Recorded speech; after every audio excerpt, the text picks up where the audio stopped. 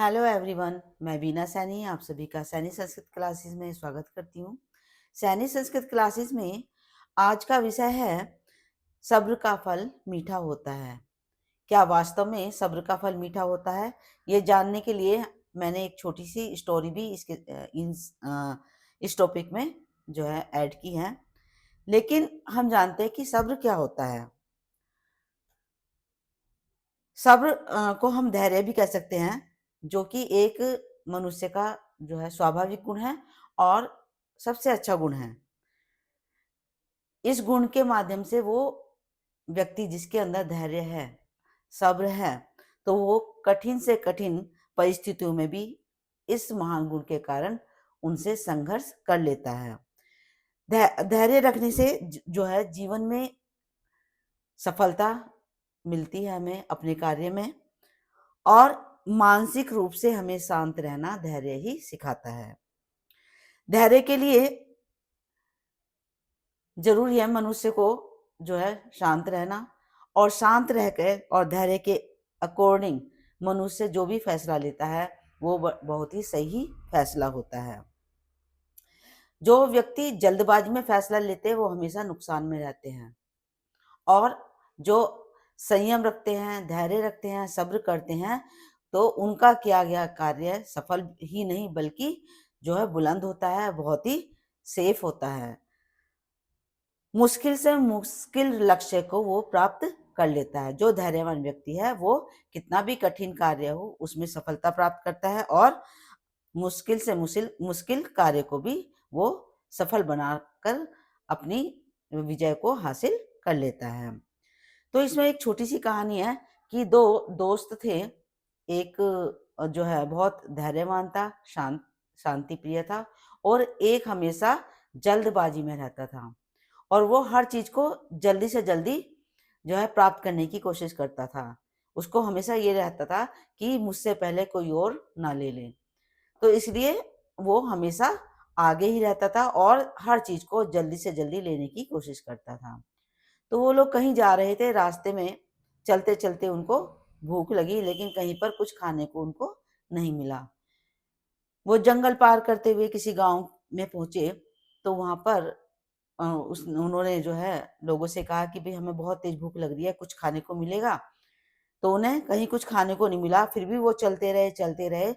जो शांत स्वभाव का व्यक्ति था, वो मतलब लड़का था, वो तो शांति से चलता रहा क्योंकि उसे सब्र था कि कुछ ना कुछ तो उनको मिल ही जाएगा। लेकिन जो जल्दबाजी करने वाला लड़का था, वो उसको बस लग रहा था कि कुछ मिले और मैं खाऊं। तो उसको एक मतलब घर के पास में दो व्यक्ति बैठे हुए मिले। उनमें से एक ने कहा कि चलो खाना तो तुम्हें मिल जाएगा, लेकिन जो दोनों हाथों से खाए वो तो मेरे साथ चलो। दूसरा बोला कि जो है जो आराम से खाए वो मेरे साथ चलो।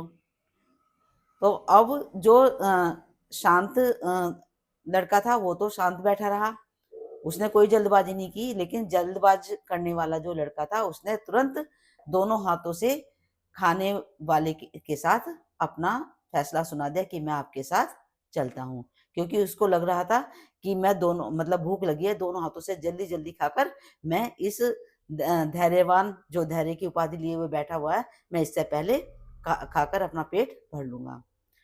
अब दोनों अपने अपनी जगह चले गए।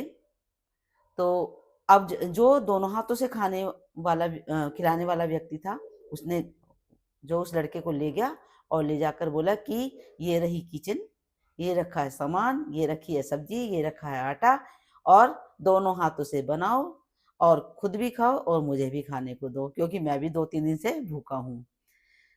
क्योंकि मेरे यहाँ जो खाना बनाने वाली यानी कि मेरी पत्नी थी वो अपने मायके गई हुई है और मैं भी भूखा हूँ। तो दोनों हाथों से बनाकर जल्दी जल्दी जो है पहले मुझे खाना खिला दो, फिर तुम खा लो। अब मरता क्या ना करता। तो उसने बेचारे ने दोनों हाथों से खाना बनाया। खाना बनाकर पहले जो उसको लेकर आया था उसको खिलाया, उसके बाद जो बचा वो उसने खुद ने खा लिया, पेट भर लिया। अब वो बाहर आया तो देखा कि जो दूसरा लड़का था जो शांत था, वो आराम से बैठा हुआ मुस्कुरा रहा है, और खुश है। लेकिन जो दोनों हाथों से खाने वाला था वो गुस्से में लाल पीला होकर वहाँ से बाहर निकला और आकर बैठ गया। तो जो शांत था वो उसने कुछ नहीं पूछा। बहुत देर बैठे-बैठे जब उसने कुछ बोला ही नहीं तो जो जल्दबाजी करने वाला लड़का था उसने पूछा, तूने क्या खाया? तो उसने कहा, पहले तू बता तूने दोनों हाथों से क्या खाया? तो उसने कहा, मैंने क्या खाया, पहले तो मुझे बनाना पड़ा, उसके बाद मुझे खिलाना पड़ा, उसके बाद मुझे खाना पड़ा।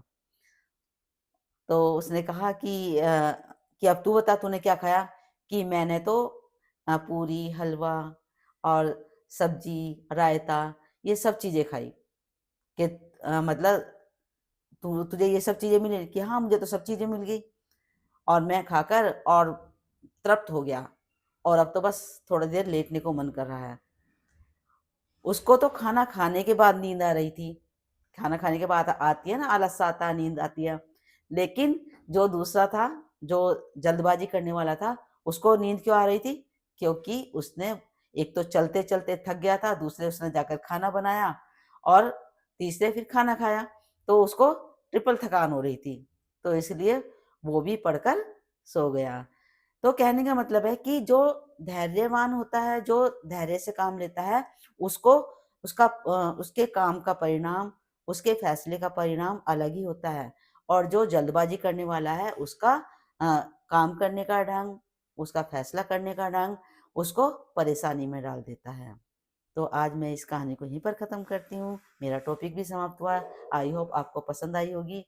तो प्लीज़ बताइएगा ज़रूर और कमेंट बॉक्स में लिखिए कि मेरी ये स्टोरी कैसी लगी, मेरा ये टॉपिक कैसा लगा और प्लीज़ मेरे चैनल को सपोर्ट कीजिए, सब्सक्राइब कीजिए, लाइक कीजिए, शेयर कीजिए। Thank you.